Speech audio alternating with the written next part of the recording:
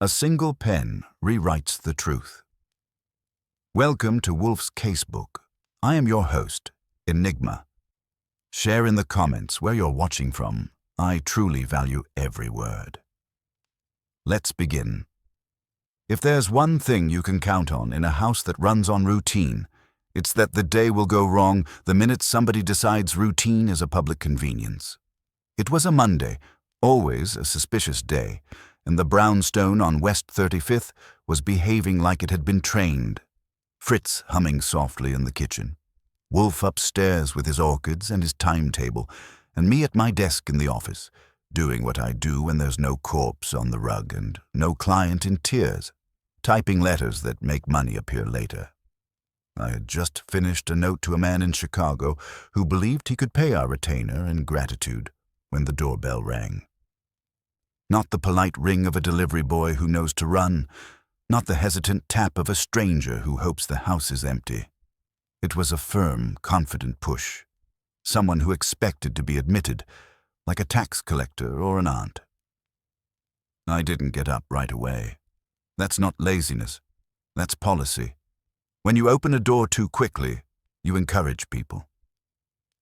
I let it ring once more, then slid out from behind the desk and went through the hall. The man at the door wasn't a boy, and he wasn't an aunt. He was in his late 40s, smooth as if he'd been ironed, with a dark overcoat that had seen more boardrooms than rain. His hat was decent, but carried like it resented being used. He had a narrow briefcase in one hand and a face that was trying to look calm and failing just enough to be interesting. "I'm here to see Mr. Paul Wolfe," he said the moment I opened the door. He didn't give me his name. People who have names are either proud of them or afraid of them. This one was undecided. "You and half the city," I told him. "Do you have an appointment, a warrant, or a personal letter from J. Edgar Hoover?" His mouth twitched like he was considering whether to laugh, and decided not to take the risk. "My name is Kenton Bragg. It's important." I'd never heard it, but I've met enough important men to know they share certain symptoms. Impatience, a belief that furniture exists to support them, and a conviction that a detective keeps business hours like a barber. "Come in, Mr. Bragg," I said, and stepped aside. "If it's important, we'll try to give it the attention it deserves. If it's merely urgent, we'll still take your money." His eyes flicked past me into the hall like he expected to see a trap. Then he entered, shut the door carefully behind him, and followed me toward the office. Wolfe wasn't there, of course. Between 11 and 1, he was upstairs among his orchids. Between 1 and 1:30, he was with his beer. Between 1:30 and 4, he was in the office. It was 11:25. The man in the doorway couldn't have picked a worse time if he'd consulted an almanac. In the office, I gestured to the red leather chair across from my desk. Bragg didn't sit. He stood beside it like it might explode. "I must speak to him," he said. "You will," I assured him. "If you wait. If you don't wait, you won't. That's how it works." He set the briefcase on the floor, opened it, and brought out a thick envelope. Manila. Stiff. The kind lawyers and publishers use to transport trouble. He held it with both hands, not offering it, not hiding it, like it was a religious object. "It concerns a document," he said. "Aren't they all?" I said. "The world is collapsing under paperwork." His lips tightened. He was a careful man, and careful men hate jokes because they can't control them. "This is specific. It's a letter." "Is it anonymous?" "No." "Is it threatening?" "Not exactly." It's a lie," he said abruptly, and the word came out like he'd bitten it in half. "A letter that was written to appear true. It has already done damage. If it continues, it will ruin me." Now that was better than important. That was expensive. I nodded toward the chair again. "Sit down, Mr. Bragg. Your knees are making me nervous." He sat. Not all the way back, perched, ready to spring. His overcoat remained buttoned. Either he was cold or he didn't want to show what he was carrying under it. I made a mental note to keep an eye on his hands. Let's start simple, I told him. Who wrote the letter? His gaze dropped to the envelope. I don't know. To whom was it sent? To my board. What board? He hesitated just long enough to reveal that the answer was a brand name. Bragg and Sloan Publishing. That did it. I didn't whistle, because I'm civilized, but internally I gave a nod. Bragg and Sloan had a reputation in New York that reached from Park Avenue to the back rooms of bookstores. Serious titles, well-mannered scandals, and the kind of money that doesn't jingle. Publishing people don't usually come to Wolfe unless they're in a jam with words, either too many or not enough. And what? I said. Does a letter to your board say that could ruin you? Did it accuse you of reading comic books? His eyes snapped up. It accuses me of forging an author's signature. I let that sit. In Wolfe's office, words like forge and signature have weight. Wolfe loves language the way other men love brandy. He can savor a syllable and get drunk on a definition. Ah, I said. That's not a jokeable subject. Not if you run a publishing house. No, Bragg said flatly. It isn't. The letter claims I altered a contract, forged the author's approval, and diverted royalty payments. It suggests criminal prosecution. And the board believed it? He swallowed. They considered it. They're investigating. I've been asked to step aside. That's fast. The letter included details, he said, and the last word sounded like a curse. Dates, names, internal figures that are not public. That perked my interest. A lie with facts in it is always the most dangerous kind. It passes through the human mind like a clean knife. You can't dismiss it because part of it is true, and you can't accept it because part of it is poison. Who's the author you allegedly forged? I asked. His eyes shifted to the envelope again. Nolan Rusk. That name didn't just ring a bell, it dragged a whole orchestra into the room. Nolan Rusk was the kind of literary lion that publishers dine with and fear, a man who could write a sentence that made reviewers weep and accountants curse. He'd had a new book out the previous year that everybody claimed to admire and nobody admitted to understanding. And did you forge his signature? I asked. No, Bragg said, and for the first time the strain in his voice turned into something harder, anger or pride or both. I did not. I'm a businessman. I'm not a thief.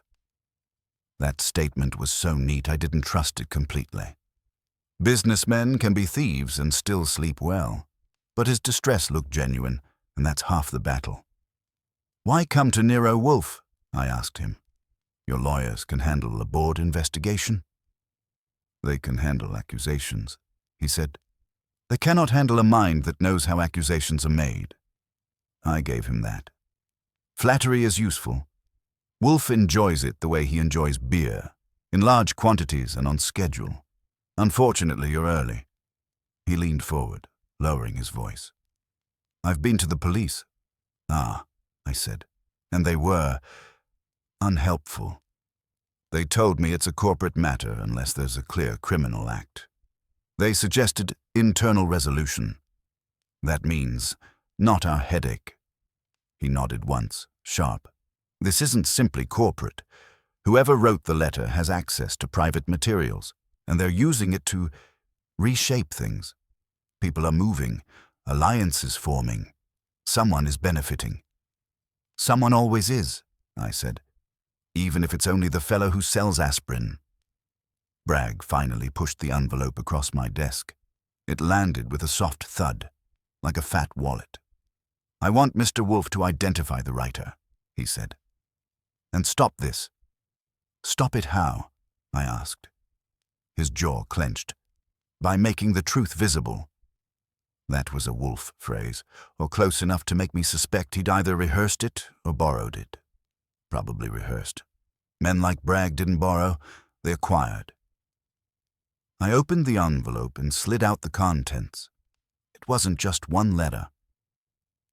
There were 3 sheets, all typed, and a 4th page that looked like a photocopy of something older, a contract signature block, with Nolan Rusk's name printed and signed in a slanted, extravagant hand. The letter itself was an elegant, machine-typed accusation, the kind that had been written by someone who'd read enough correspondence to know how to sound official without being legally accountable. It wasn't signed. It ended with a suggestion that the board consider the consequences of continued association. A polite knife. I read it quickly, not because I'm a genius, but because I've had practice. Once you've read Wolfe's mail for a year, you develop the ability to skim a paragraph and detect the odor of trouble. When I finished, I kept my face neutral. Inside, gears were turning because the letter was good. Not flashy, not melodramatic. It didn't call Bragg a monster. It didn't threaten blood. It simply presented a plausible chain of misconduct, salted with enough internal detail to make denial look like desperation. It even included the kind of minor, unnecessary fact that liars use to build credibility. The name of a junior accountant, the date of a luncheon, the title of a memo that would never matter unless you'd been near the files. I looked up. Do you recognize the typing? No. The paper? He shook his head. The contract copy. Where'd you get that? It was included with the letter, he said, to demonstrate the forgery. Which is itself a forgery. Yes, or an alteration. I leaned back, tapping the pages on my desk. You're telling me someone sent your board a packet accusing you of forging an author's signature and diverting royalties, and backed it up with internal details and a contract copy, and the board is now investigating. Yes. And you're a man who believes you can't solve this with lawyers, so you came here. Yes.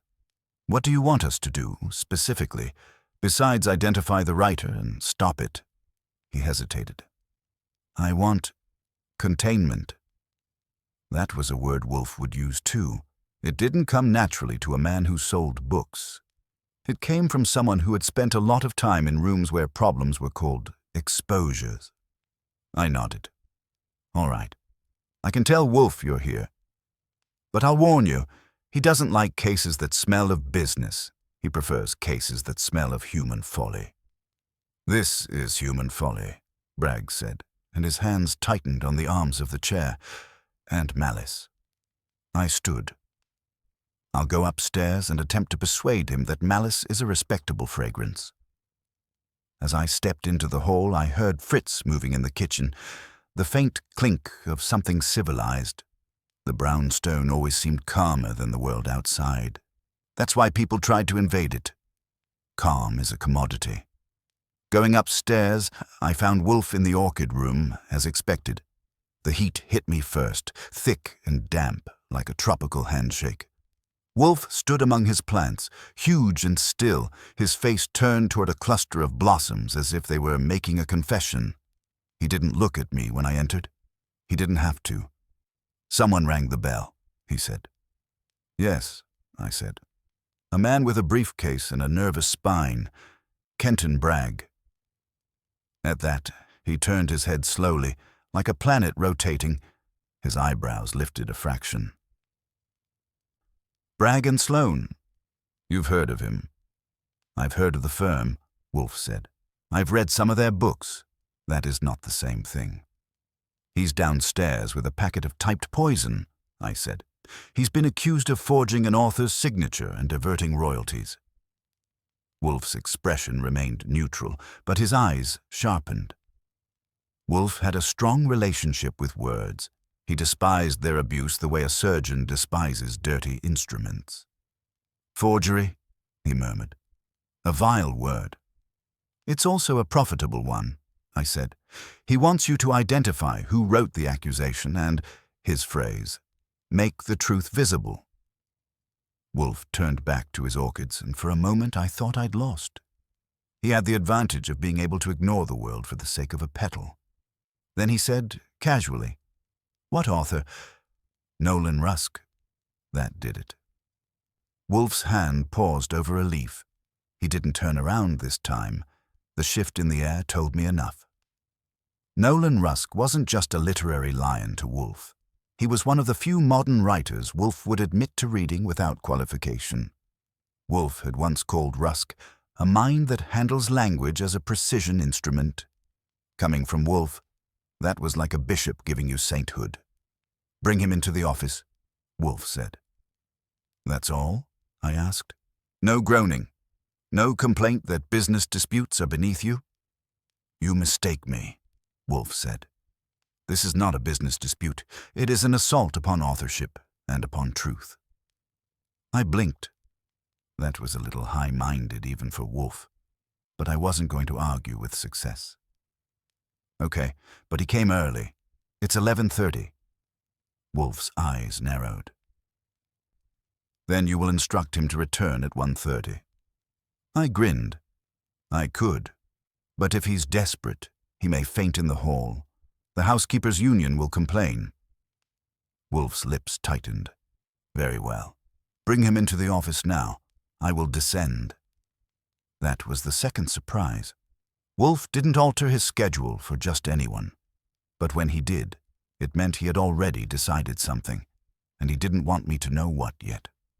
I went back downstairs, let Bragg know Wolfe would see him, and watched his face loosen with relief as if he'd been holding his breath since breakfast.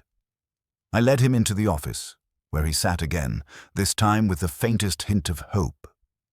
Wolfe entered a minute later, not hurried, not slow, deliberate. He wore his brown suit, immaculate, and moved with the solemnity of a man approaching a throne. He took his chair behind the desk like a monarch settling into power. Bragg rose. Wolfe ignored the gesture, which is Wolfe's way of telling you the room already has enough ceremony. "Mr. Bragg," Wolfe said, "you have disturbed my routine."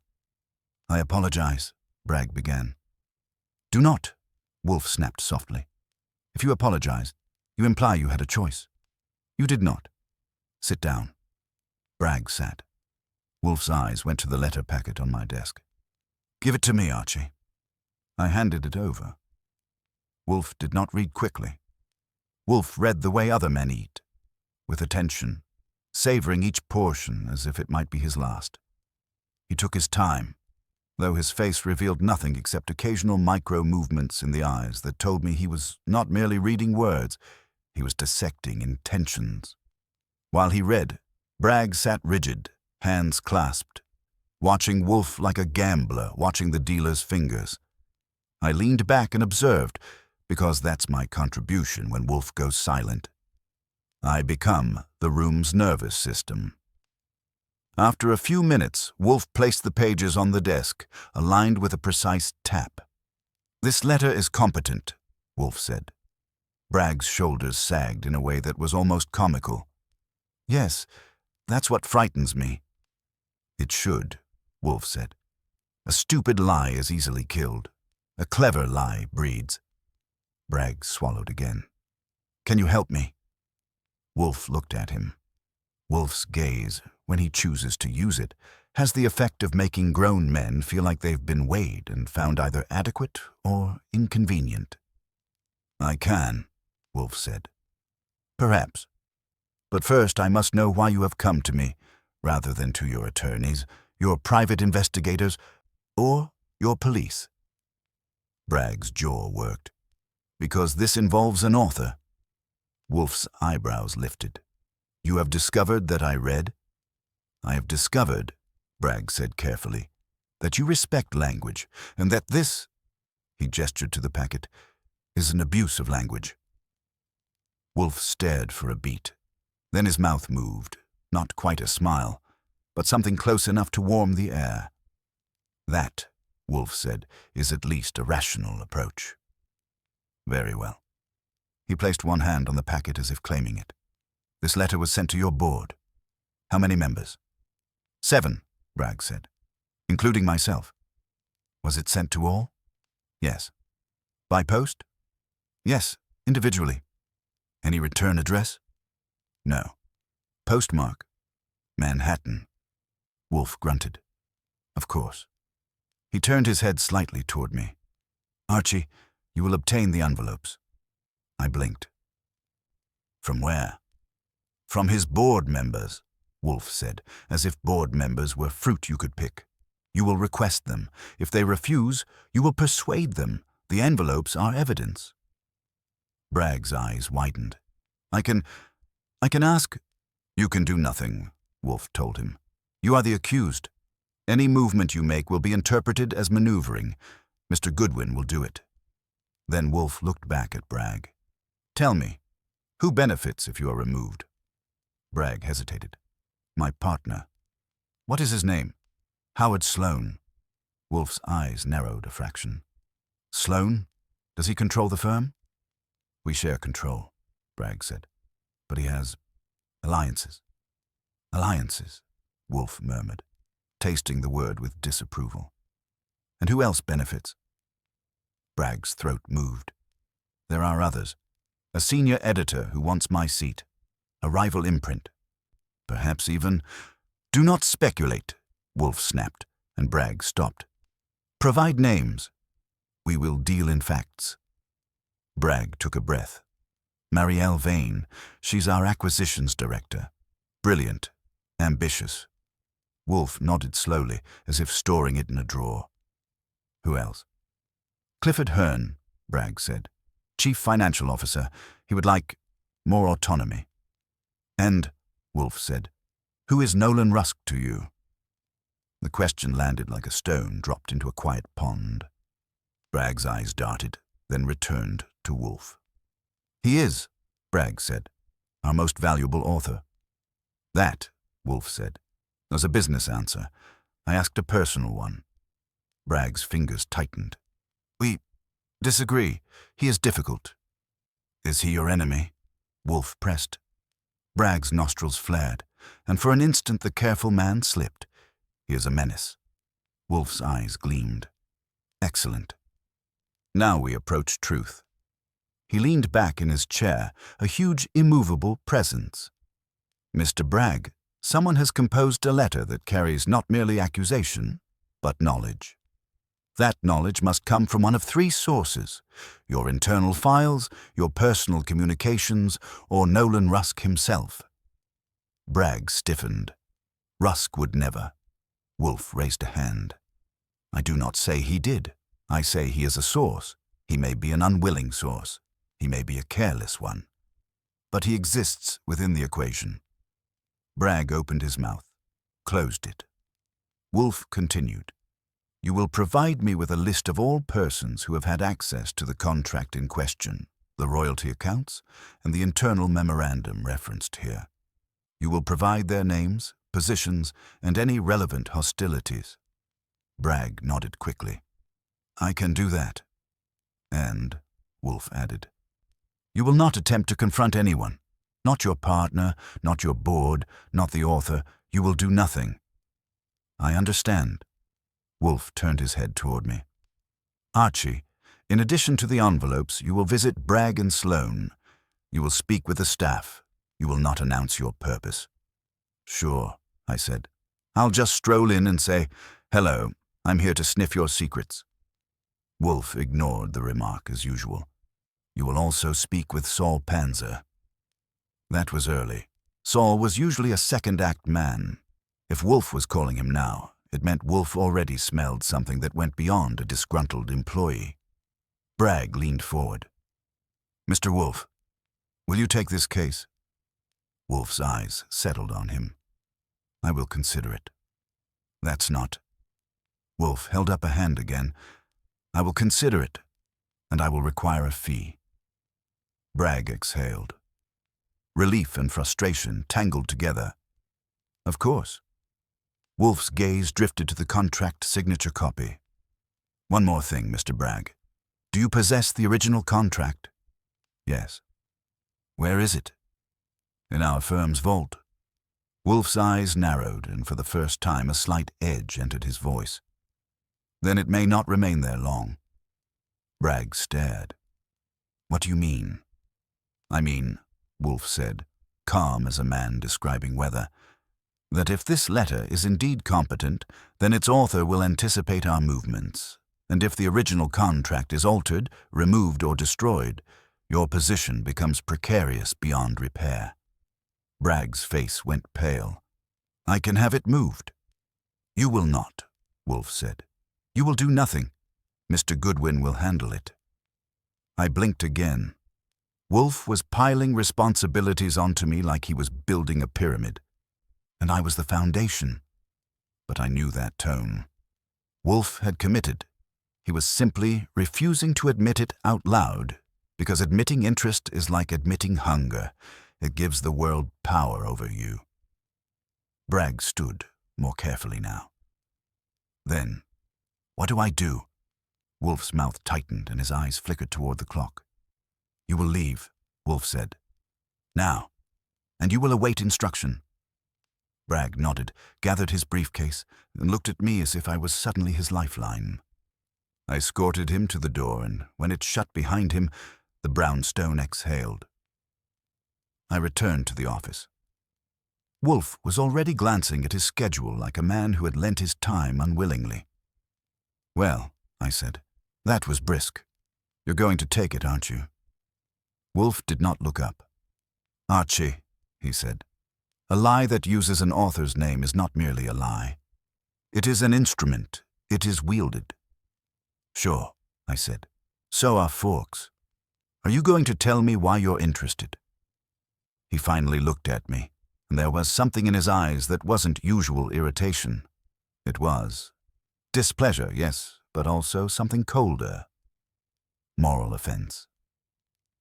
Nolan Rusk, Wolfe said, is a man of genius.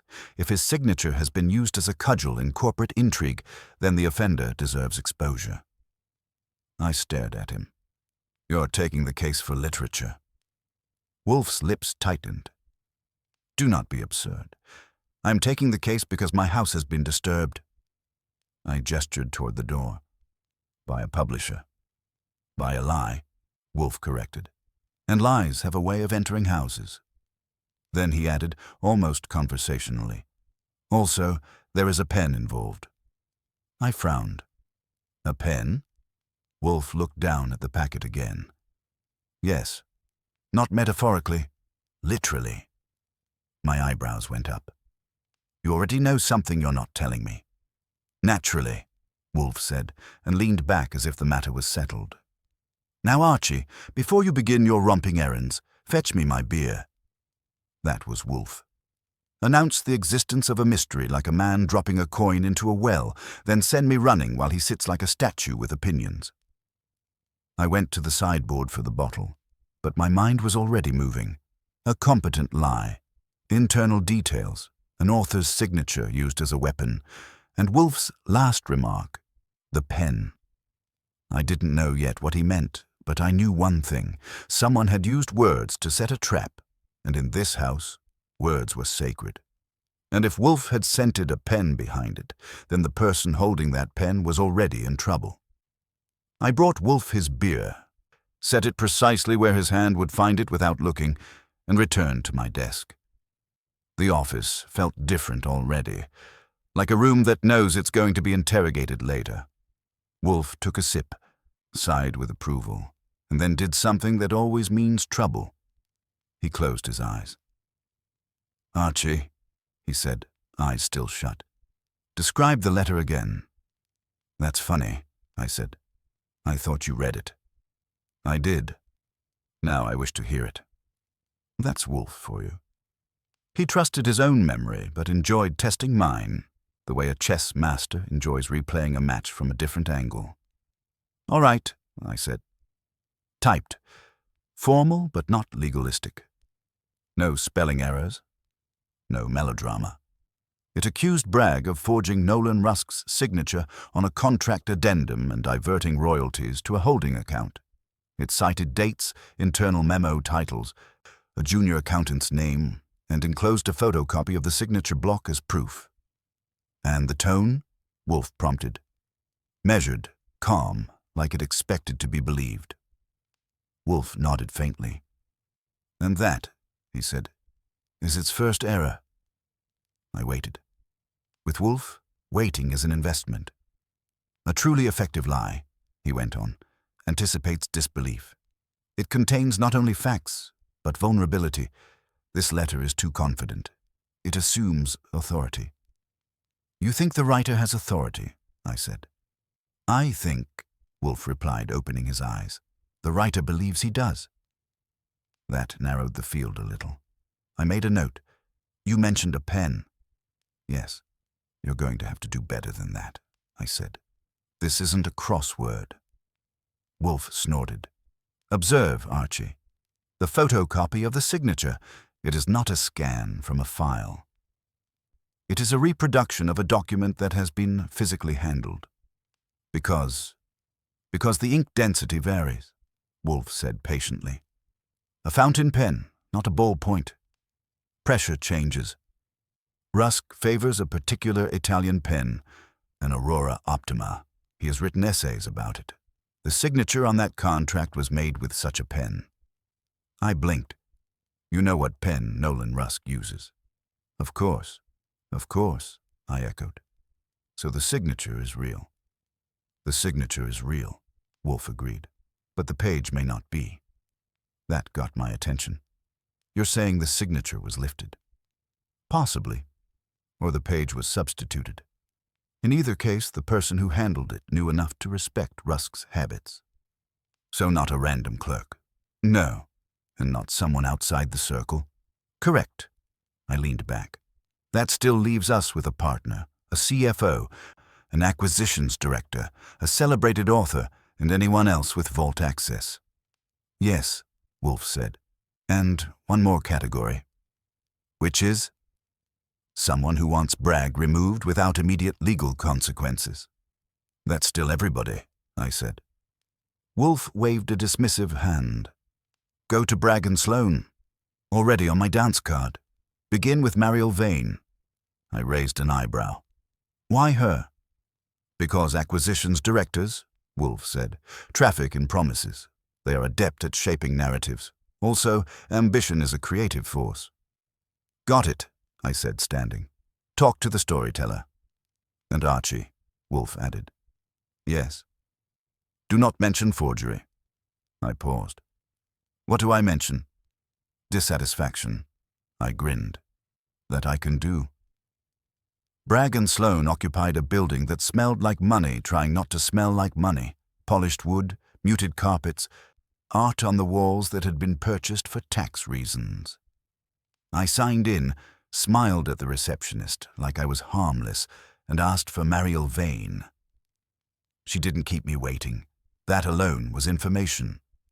Mariel Vane was in her late 30s, sharp-featured, with eyes that missed nothing and hair that had decided to be stylish without seeking permission.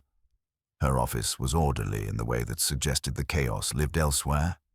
In her head, probably. Mr. Goodwin, she said, standing to shake my hand. To what do I owe the pleasure? I'm consulting, I said lightly. General matters. She smiled. That's vague. I specialize in vague, I told her. May I sit? She gestured. Of course. I took in the room while we talked. Framed first editions, tasteful but pointed. Nolan Rusk's latest novel sat on a shelf behind her, spine cracked. You work closely with Rusk, I said. Her smile cooled by a degree. As closely as one can work with Nolan Rusk. Which is? Demanding, brilliant, exhausting.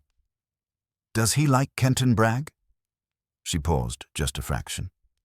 Like is not the right word. Trust, she exhaled. Nolan doesn't trust institutions. He tolerates individuals. And Bragg. Tolerated, she said. Barely. That's a lot of tension for a bestseller.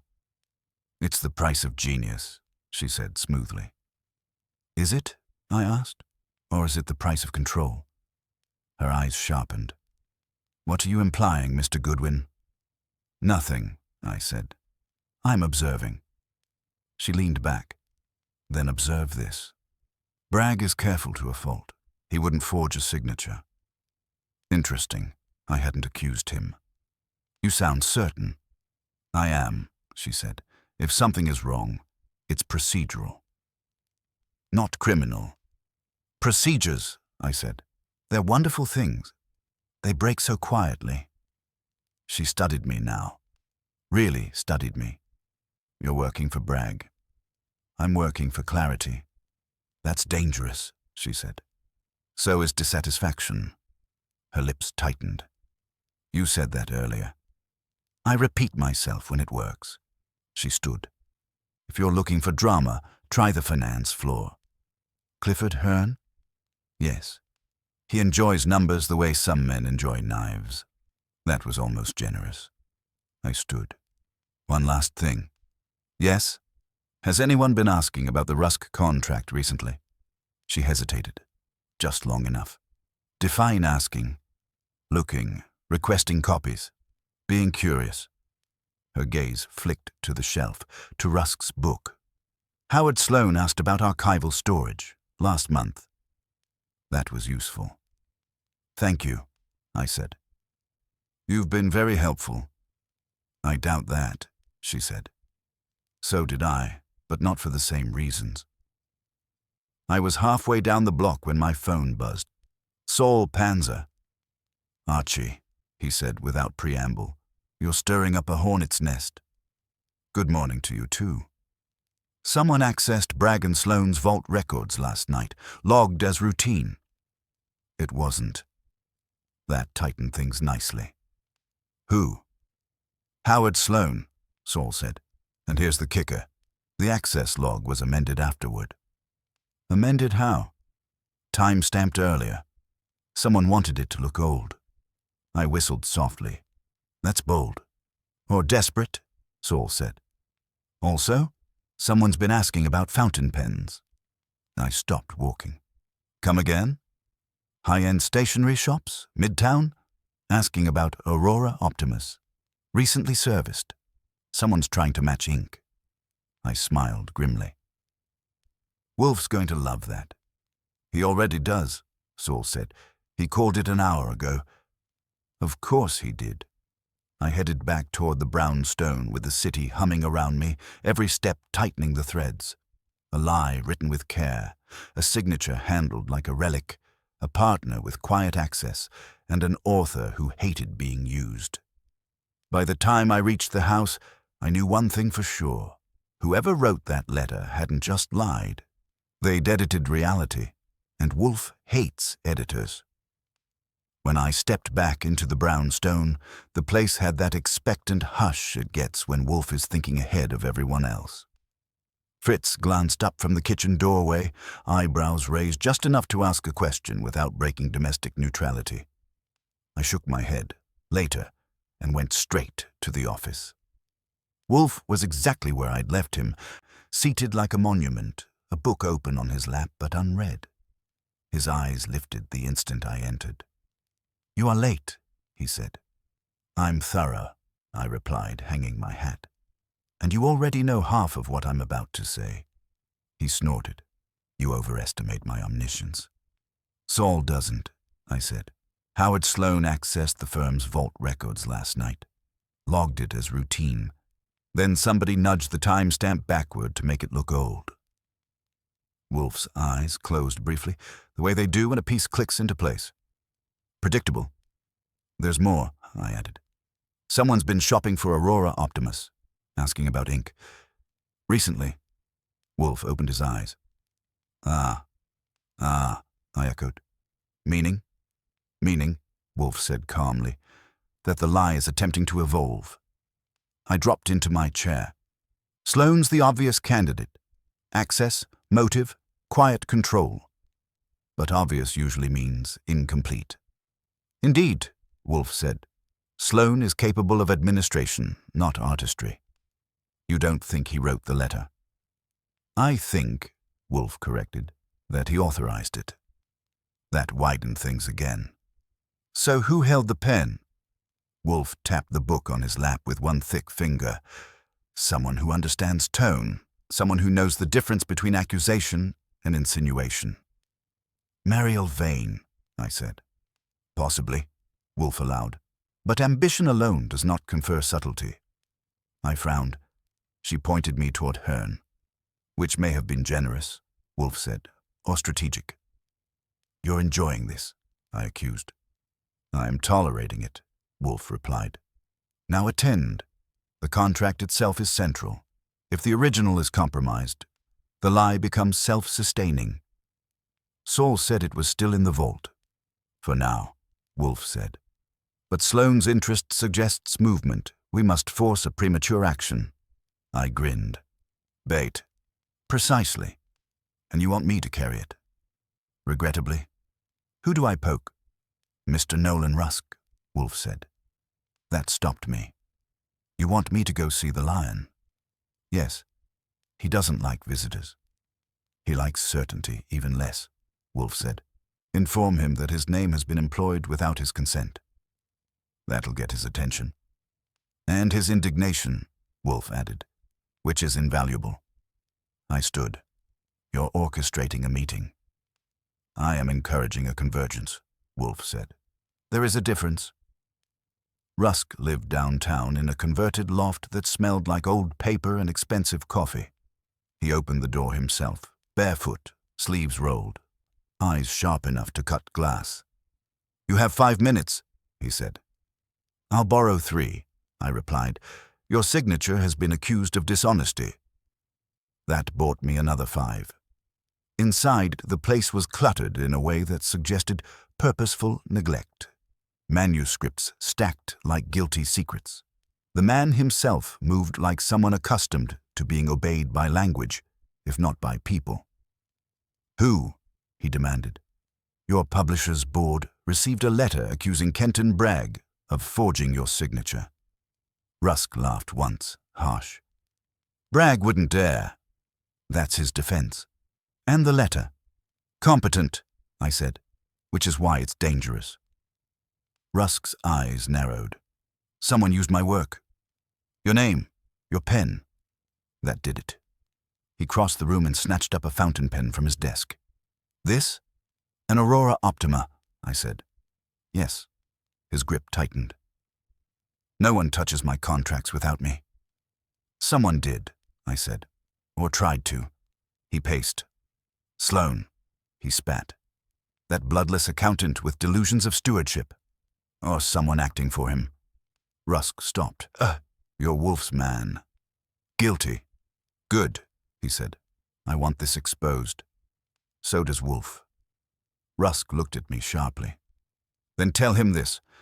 I never authorized any addendum, and if someone has been shopping for my ink, they're amateurs. That was interesting. Why? Because, Rusk said, lifting the pen. I changed ink 6 months ago. Different formulation. Anyone matching the old one will fail. I smiled. Wolfe will appreciate that. Bring them all together, Rusk said. Let me watch. I nodded. That can be arranged. Back at the brownstone, Wolfe listened without interruption, fingers steepled, eyes half-lidded. Excellent, he said when I finished. Mr. Rusk's pen change is decisive. You're setting a trap around the ink. A trap around presumption, Wolfe corrected. Now, Archie, inform Mr. Bragg that I require the presence of all relevant parties tomorrow afternoon, in my office. All of them? Yes. Bragg, Sloane, Vane, Hearn, and Mr. Rusk. That'll be cozy. Conflict is clarifying, Wolfe said. Also, notify Saul Panzer. I want discreet confirmation of who purchased the pen. And if someone tampers with the contract before then? Wolfe's mouth curved slightly. They will. That confident? Anyone who has edited reality once, Wolfe said, will attempt a revision. As if on cue, the doorbell rang. We both froze. Not startled, just alert. Timing is everything in Wolfe's world. I went to answer it. A uniformed messenger stood there, holding a slim package. Delivery for Mr. Nero Wolfe. I took it, signed, and closed the door. Back in the office, Wolfe watched as I opened it. Inside was a fountain pen, an Aurora Optima, recently serviced, and a note. I read it aloud. Proof of authenticity is flexible. Wolfe's eyes glittered. Ah, trespass. Someone's getting bold, I said. No, Wolfe corrected. Someone is getting desperate. He leaned back, satisfied in a way that made my skin prickle. The brownstone has been addressed directly. That is a mistake. I set the pen on the desk like evidence in a trial. Well, I said, they just knocked on the lion's door. Wolfe's voice was calm, almost pleased. Yes, Archie, and tomorrow we shall see who thought themselves worthy of holding the pen. Wolfe did not touch the pen. He looked at it the way a man looks at a dead insect on his breakfast plate, more affronted than curious. Fritz, he called, without raising his voice. Fritz appeared in the doorway at once, immaculate and composed, as if he had been waiting behind a curtain for his cue. His eyes went to the pen, then to Wolfe's face, and I could see him decide instantly that this was not a culinary emergency, but it might become one. Yes, Herr Wolfe? Bring a small tray, Wolfe said, and a clean glass. Fritz nodded and vanished. I stared. A tray and a glass. Wolfe's gaze remained fixed on the pen. If it has been handled, I prefer not to add my own. Fingerprints, I said. You're thinking like Inspector Kramer. Wolfe made a sound that might have been a cough or a protest. I'm thinking like myself. Mr. Kramer only occasionally stumbles into relevance. Fritz returned with a silver tray and a tumbler. Wolfe gestured. Fritz lifted the pen delicately with 2 fingers, set it on the tray as if it were hot, and placed the note beside it. Wolfe nodded once, satisfied. Put it in the safe, Wolfe told him. Fritz did. When he left, the office felt slightly less violated, though the air still carried the faint insult of that note. Proof of authenticity is flexible. That line wasn't written for you, I said. It was written for Wolfe. It was written, Wolfe corrected, for my response. He swiveled his head toward me. Archie, tell Sol Panzer about this at once. And then, before you go gallivanting, call Mr. Bragg. On it. I reached for the phone. Wolfe watched me dial as if my fingers might betray us. Bragg answered on the second ring, voice tight. Goodwin. It's me, I said. Wolfe wants a meeting tomorrow in his office. 1:30. You, Sloane, Mariel Vane, Clifford Hearn, and Nolan Rusk. A silence. Then, carefully, Rusk. He's in, I said. Wolfe's orders. Bragg exhaled, and it sounded like he was letting go of something sharp. I can get them here. Good, I said. And Bragg, don't warn them what it's about. Invite them as if it's a discussion of the board crisis. Let them worry in their own way.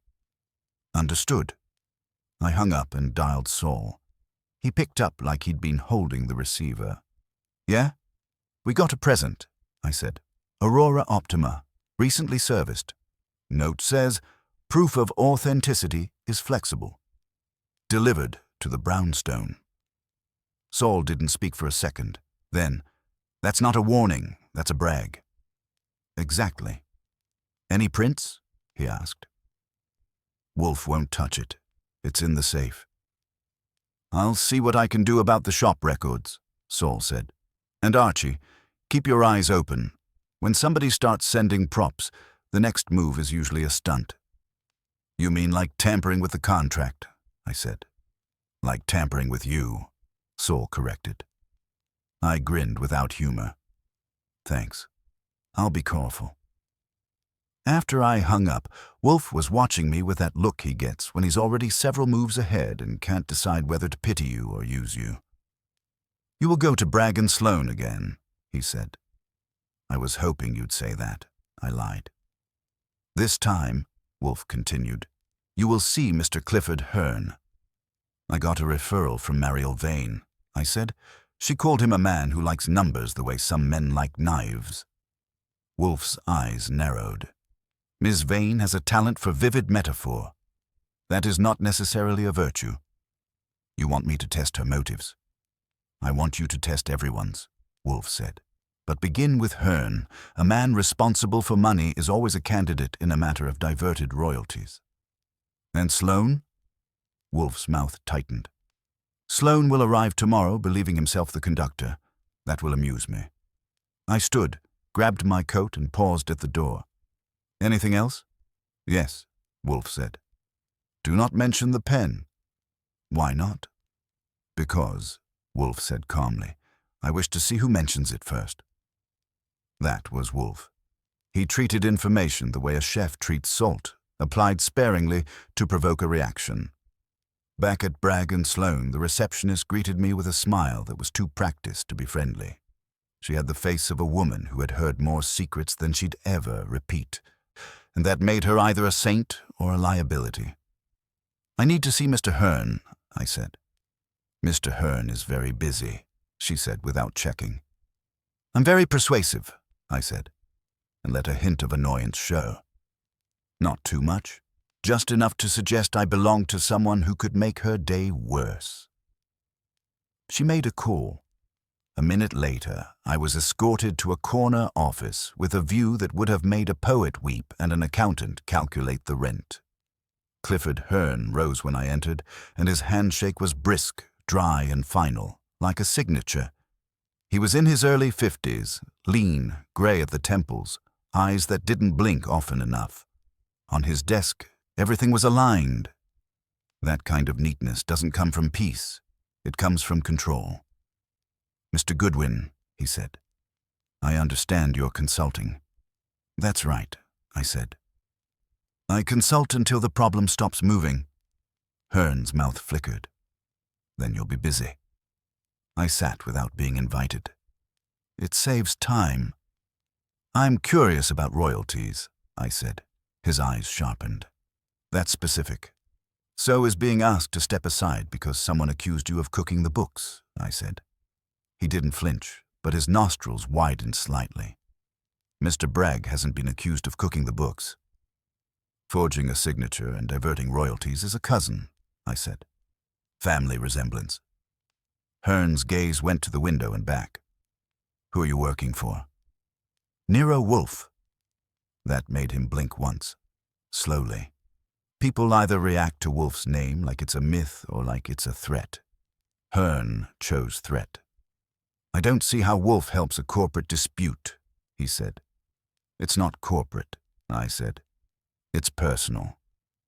Someone took a writer's name and turned it into a weapon." "Writers are always weapons," Hearn said flatly. "They just usually aim themselves." That was a sharp line and too cynical to be casual. I leaned in. "You don't like Nolan Rusk." "I don't like anyone who thinks a paragraph exempts them from arithmetic," Hearn said. "Have you had disputes with Bragg?" Hearn's lips pressed together. "Disputes? No, I report numbers. He signs approvals." "And Howard Sloan?" A pause. "Mr. Sloan is more hands-on." "Meaning he visits the vault?" Hearn's eyes narrowed again. "Vault access is logged." "Funny thing about logs," I said. "They can be amended." That landed. His posture stiffened a hair like a wire pulled taut. "You're suggesting someone altered records," he said. "I'm suggesting someone can," I corrected. "And that whoever wrote the letter knew internal details only a few people would know." Hearn's gaze dropped to his desk. For the first time, he looked like a man doing quick math in his head. "You think it came from inside?" "I think it was assembled from inside," I said. "Maybe written by someone with style.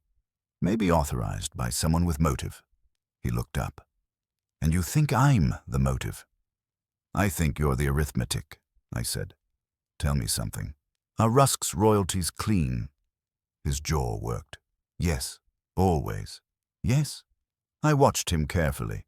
When a man lies about numbers, he usually overemphasizes certainty. Hearn didn't. His yes was clipped, restrained, almost grudging. That felt honest. "What about the contract?" I asked. "Any addendum? Any unusual payment routing?" "No," he said. Then he hesitated. "Just a fraction." "There was a request." "A request," I repeated. "From whom?" "Howard Sloan," Hearn said, and the name came out with faint distaste. He asked for a breakdown of Rusk's royalty schedule and the timing of the next disbursement. "When?" "2 weeks ago." Why? He said the board wanted projections. And did it? Hearn's eyes went flat. The board doesn't ask Howard Sloan for projections. I smiled. So he was shopping for numbers. Hearn leaned back. If you're implying he's behind this, I'm implying he's touching things, I said. And touching things leaves prints. Hearn's gaze tightened. Be careful, Mr. Goodwin. Always, I said. One more question. Has anyone asked you about fountain pens? His eyes flicked. Quick. Pens. High-end pens, I said lightly. Ink. Authenticity. He stared at me for a beat too long.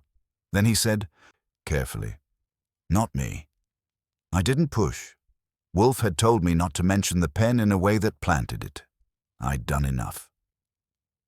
The flicker in Hearn's eyes told me the word pen had a hook in his mind. When I stood to leave, he spoke, low. Tomorrow's meeting at Wolfe's. Bragg invited me. So you're coming? Yes, Hearn said, because someone is turning my company into a circus, and I dislike noise. I nodded. Then bring your quiet. As I walked out, my phone buzzed. Saul again. Archie, he said. The shop. Which shop? Stationery place on Madison. Someone bought an Aurora Optima yesterday and asked for it to be tuned to write like Nolan Rusk's. Same line weight, same flow. I stopped in the hallway, letting a young editor brush past me with a stack of manuscripts. That's a weird request.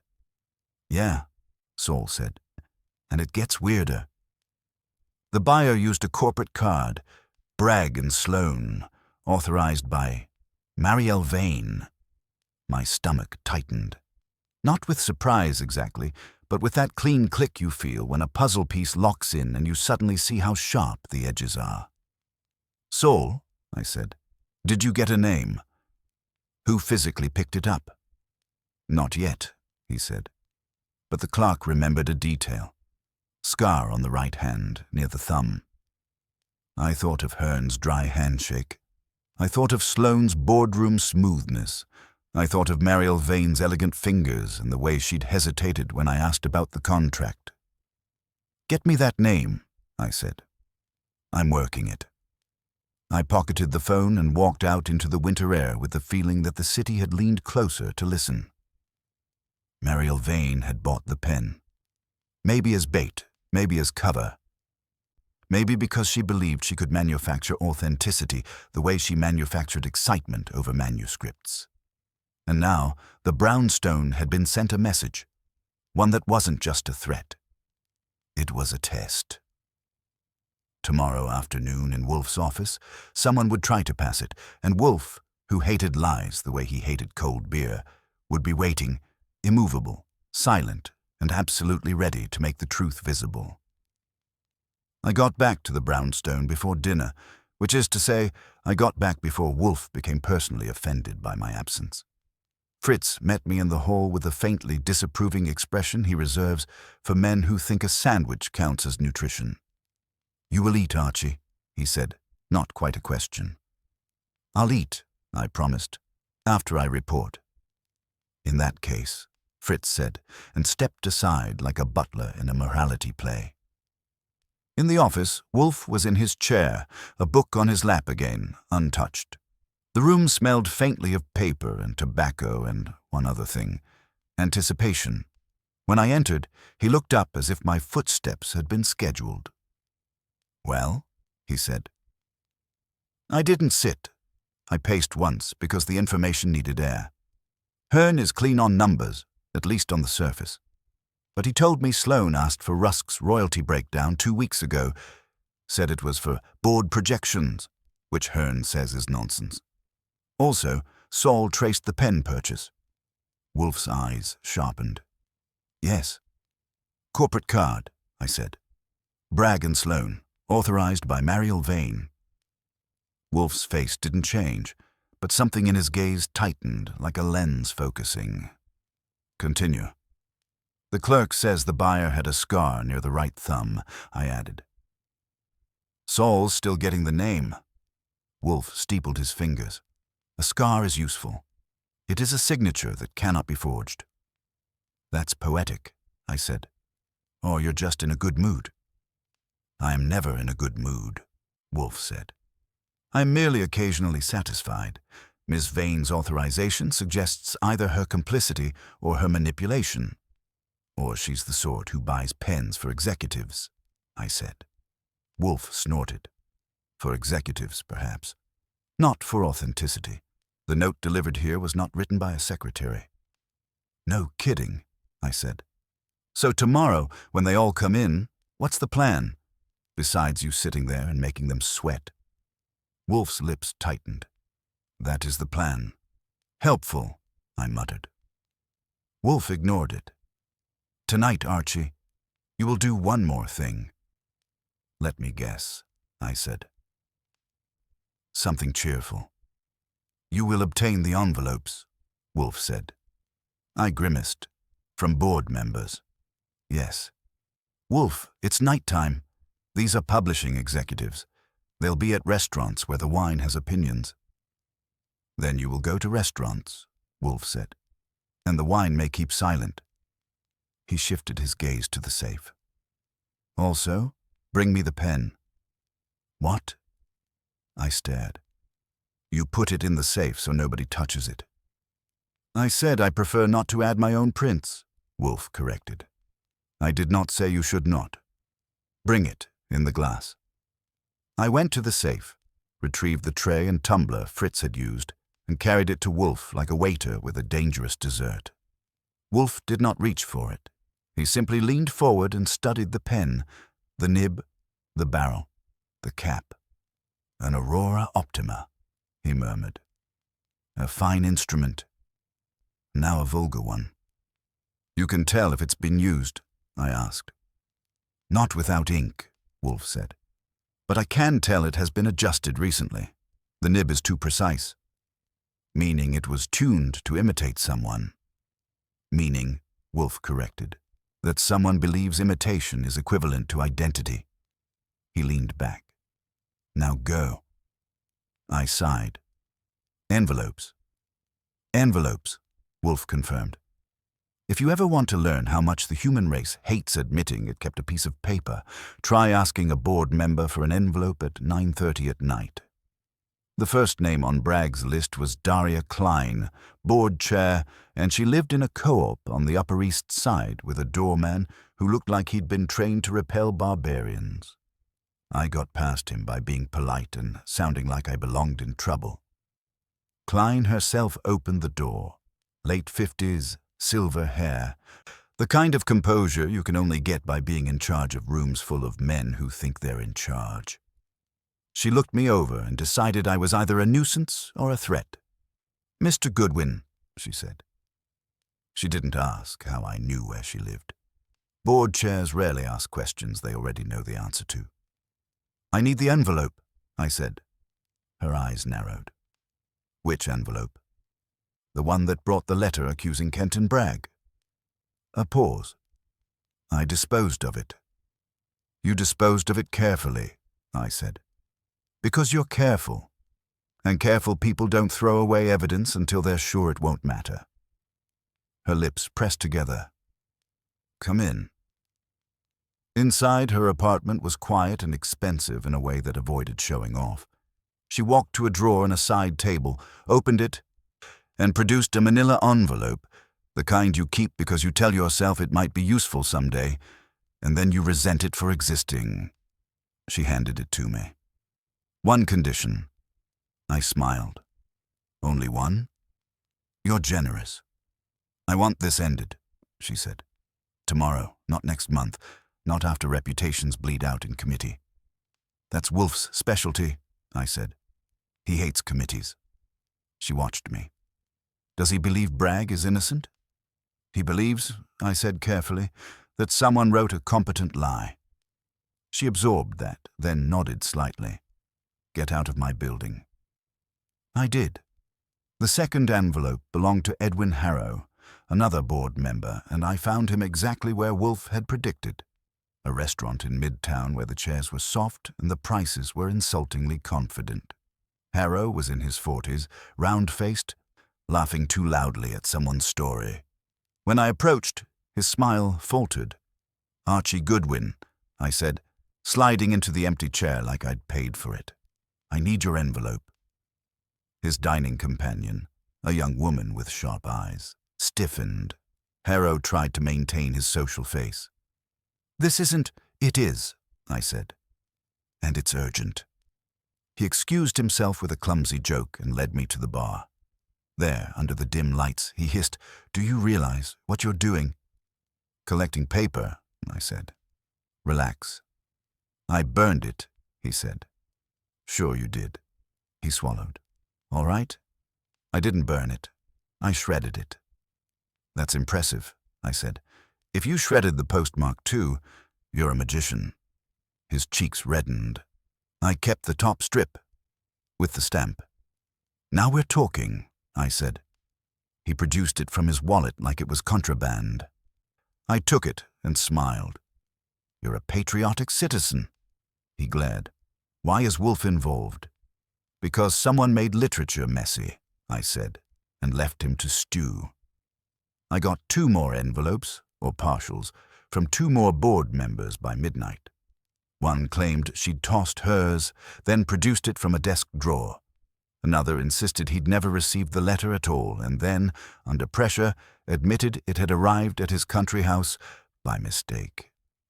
By the time I returned to the brownstone, my coat smelled like city air, and my patience smelled like smoke. Fritz was still awake. Fritz is always awake when duty calls, and he took my hat with a glance that said I needed sleep and vegetables. In the office, Wolfe waited. He hadn't moved. Of course he hadn't.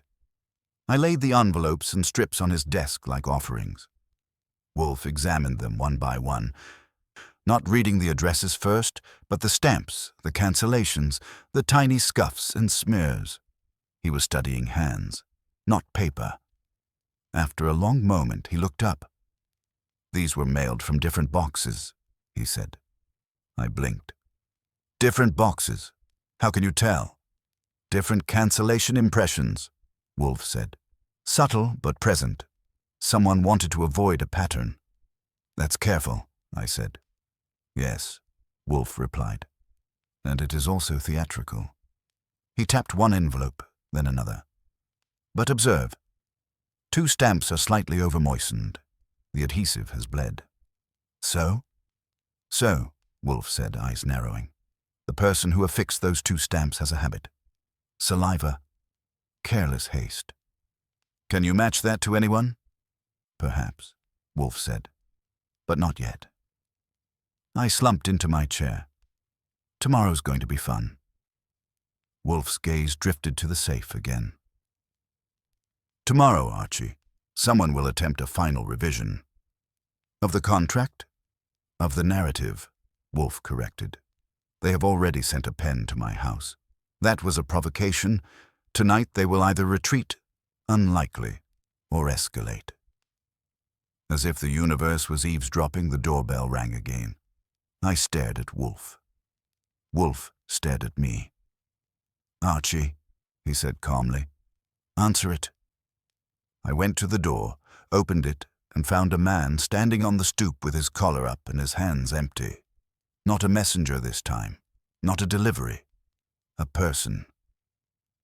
He looked at me with tired eyes and said, "I need to see Nero Wolfe right now." "Who are you?" I demanded. He swallowed, and his voice came out raw. "I'm Howard Sloane's driver." That was when I knew Wolfe had been right. Someone had decided the story wasn't moving fast enough. And they were about to push it, hard. By the time Inspector Kramer arrived, the brownstone had the air of a courtroom before the judge takes the bench, quiet, tense, and charged with opinions.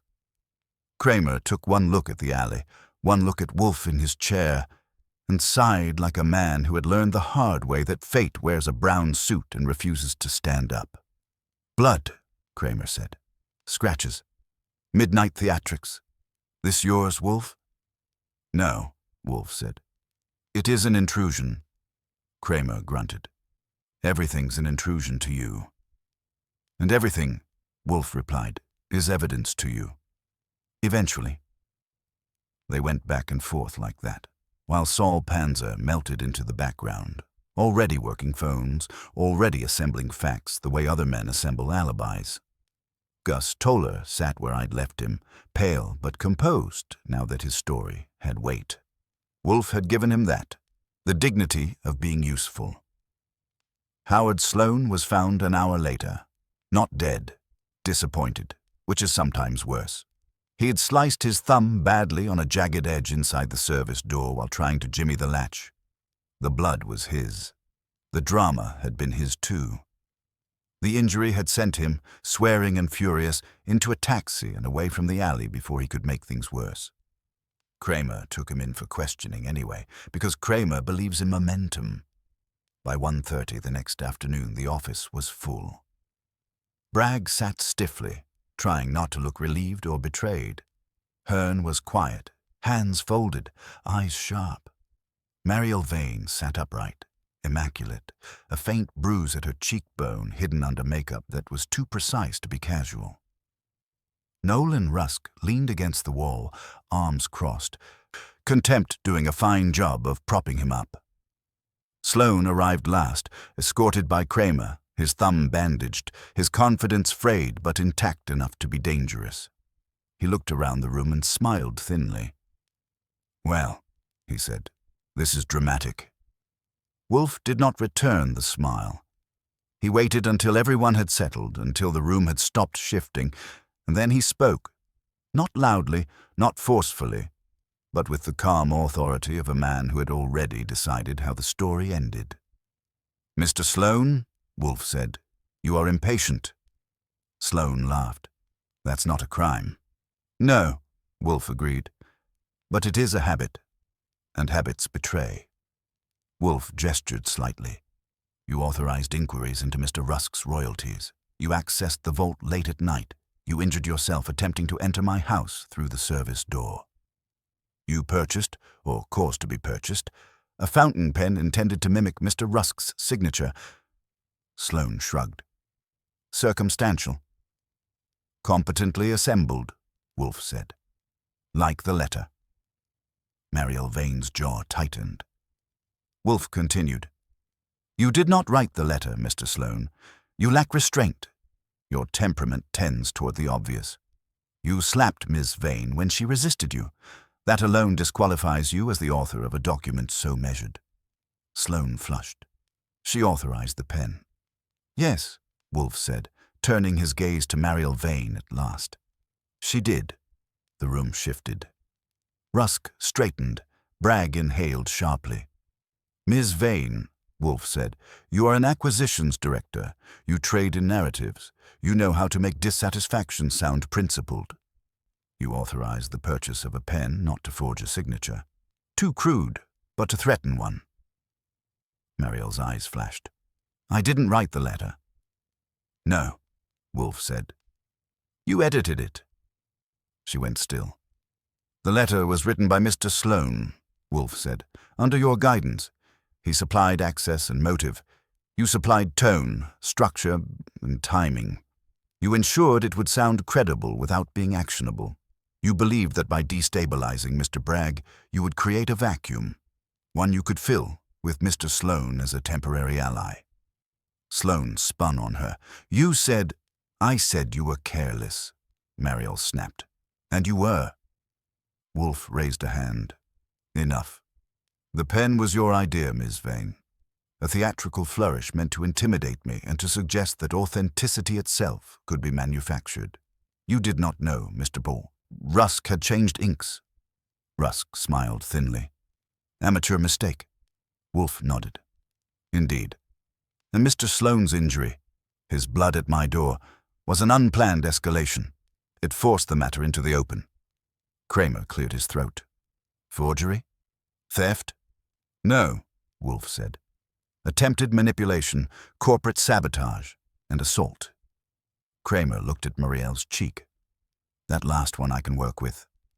Mariel's composure cracked just slightly. "I wanted the company to survive," she said. "Bragg is cautious to paralysis. Sloan is reckless, but controllable. I could have—" Rewritten the story, Wolfe said. Yes, you said as much. He leaned back, satisfied. But stories, Miss Vane, have authors, and authors resist.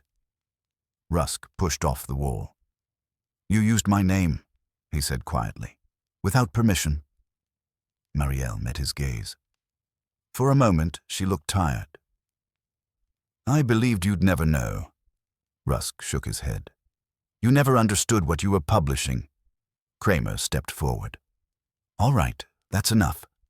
Miss Vane, Mr. Sloane, you're coming with me. As they were led out, Bragg sat stunned, relief and exhaustion wrestling for control. Hearn exhaled, long and quiet, like a man setting down a heavy ledger. When the office emptied, Wolfe reached for his beer. The brownstone exhaled with him. Well, I said, that wrapped neatly. Competently, Wolfe corrected. Not neatly. Human affairs are rarely neat. Bragg stood. Mr. Wolfe, thank you. Wolfe waved a dismissive hand. Pay Mr. Goodwin. I know what you meant, Wolfe said. It is irrelevant. After Bragg and Rusk left, after Kramer's footsteps faded, Fritz appeared to announce dinner. Wolfe rose with visible pleasure. At the table, Wolfe paused before eating. Archie, he said, what did we learn? That pens are dangerous, I said, and editors are worse. Wolfe nodded. Words confer power. Those who believe they can rearrange them without consequence are often surprised. He lifted his fork. Also, authenticity is not flexible. I smiled into my plate. I'll remember that next time I sign a check. Wolfe sniffed. See that you do. The brownstone settled back into its routine, untroubled at last. Somewhere downtown, stories would be rewritten properly, with names attached and ink that told the truth. And the pen that wrote a lie went back into the dark, disarmed, exposed, and no longer dangerous.